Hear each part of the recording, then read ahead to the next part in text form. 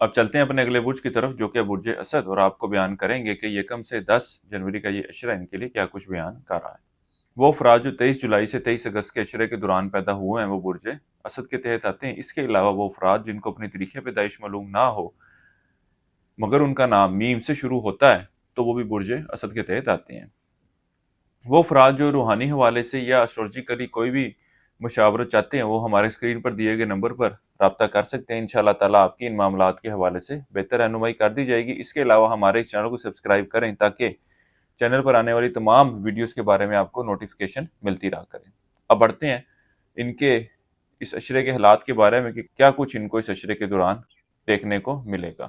اس عشرے کے آغاز سے ہی آپ لوگوں کی کوشش ہوگی کہ اپنے ارد گرد کے معاملات کو اور اپنے سے ریلیونٹ تمام چیزوں کو آپ کنٹرول اچھے طریقے سے کرنے کی کوشش کریں، اور اس حوالے سے آپ کو کئی کامیابی ملتی ہوئی نظر آتی ہے۔ لیکن اس عشرے کی درمیانی اور آخری ایام کا وقت جو ہے ان معاملات کے حوالے سے کوئی اتنی مثبت چیزوں کی نشاندہی نہیں کر رہا، یعنی کہ یوں کہا جا سکتا ہے کہ کچھ فیصلے آپ غلط کرتے ہوئے نظر آئیں گے یا کچھ چیزوں سے آپ کنٹرول لوز کرتے ہوئے نظر آتے ہیں۔ اس کے ساتھ ہی ساتھ ان دنوں میں ایک آپ لوگوں کے لیے خرابی یہ دیکھنے میں آئے گی کہ آپ کے غیر ضروری اخراجات میں اضافہ ہوتا ہوا نظر آئے گا، اور آپ چاہتے نہ چاہتے ہوئے بھی ان اخراجات پر کمی لانے میں کامیاب ہوتے ہوئے نظر نہیں آ رہے۔ اس کے علاوہ اس عشرے کے شروع کے ایام میں برج اسد والوں کو چاہیے کہ اپنے ازدواجی معاملات کے حوالے سے بہت زیادہ محتاط رہیں، کیونکہ اس عشرے کے شروع کے ایام آپ کے آپسی تعلقات میں کچھ انبن کو ظاہر کر رہے ہیں، کچھ ایسی مس انڈرسٹینڈنگ پیدا ہوتی ہوئی نظر آتی ہے جس کی وجہ سے آپ کے معاملات خراب ہوں۔ اس کے علاوہ صحت کے حوالے سے بات کی جائے تو برج اسد والوں کو چاہیے کہ اپنی صحت کے حوالے سے کچھ احتیاط برتیں، کیونکہ ان کی صحت میں کچھ خرابی آتی ہوئی نظر آتی ہے۔ اس کے ساتھ ہی ساتھ وہ افراد جو مستقل بیماری کا شکار ہیں، اللہ کے فضل و کرم سے ان کی صحت میں کوئی بڑی خرابی واقعہ ہوتی ہوئی نظر نہیں آ رہی۔ بہرحال ان کو چاہیے کہ اپنی ڈائٹ پر اور اپنی ادویات پر جس طرح سے ڈاکٹر نے ان کو گائیڈ کیا اس کو فالو کریں۔ کوئی حوالے سے کوئی نیگیٹو صورتحال کا ان کو سامنا ہوتا ہوا نظر نہیں آتا۔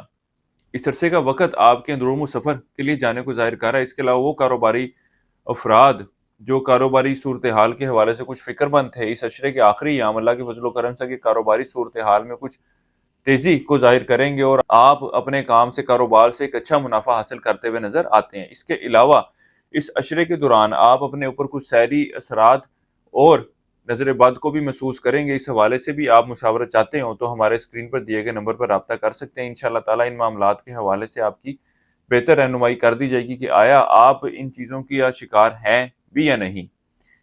فی الوقت جو واقعی صورتحال ہے اس کے پیش نظر آپ ان معاملات کا شکار ہوتے ہوئے نظر آتے ہیں، لیکن ذاتی رہنمائی چاہیے ہو تو اس کا طریقہ کار میں نے آپ کو پہلے ہی بتا دیا ہے۔ اس عرصے کے دوران طالب علموں کی توجہ تعلیم کی طرف خاصی مرکوز رہے گی اور ان کی تعلیمی کارکردگی بھی خاصی بہتر رہے گی۔ اس کے علاوہ وہ طالب علم تعلیم کے حصول کے لیے بیرون ملک جانے کے خواہش مند ہیں، ان معاملات کے حوالے سے یہ سوچو بچار تو کرتے ہوئے نظر آتے ہیں لیکن عملی طور پر کوئی اقدام اٹھاتے ہوئے نظر نہیں آتے۔ اس عشرے کے اختتامی ایام آپ کے اپنے اعلیٰ افسران کے ساتھ تعلقات میں بہتری لانے کے حوالے سے اچھا وقت ہے۔ آپ کو چاہیے کہ اس کے ساتھ تعلقات کو استوار کرنے کے حوالے سے ان دنوں میں ضرور کوشش کریں۔ اللہ کے فضل و کرم سے آپ کو مثبت نتائج کا حصول ہوگا۔ وہ افراد جو قانونی معاملات یا قانونی مسائل کا شکار ہیں، اس عشرے کے درمیانی اور آخری ایام آپ کے لیے کچھ پریشانی کی وجہ بن سکتے ہیں۔ اس عرصے کے لیے ایک وظیفہ آپ کو بتا رہا ہوں، یا اللہ یا رزاق ہو یا نافع ہو، 3 تسبیح آپ نے سے کرنی ہے روزانہ عشاء کی نماز کے بعد، اور اللہ تعالیٰ سے دعا کریں کہ اللہ تعالیٰ آپ کے معاملات میں بہتری فرمائے۔ اس کے علاوہ حسب توفیق گندم کا صدقہ کرتے رہیں۔ اس عرصے کی 7 تاریخ آپ کی 7 جنوری کی ہے، اس عرصے کی نحس تاریخ آپ کی 2 جنوری کی ہے۔ برج اسد والوں کے لیے اب تک اتنا ہی۔ اللہ حافظ۔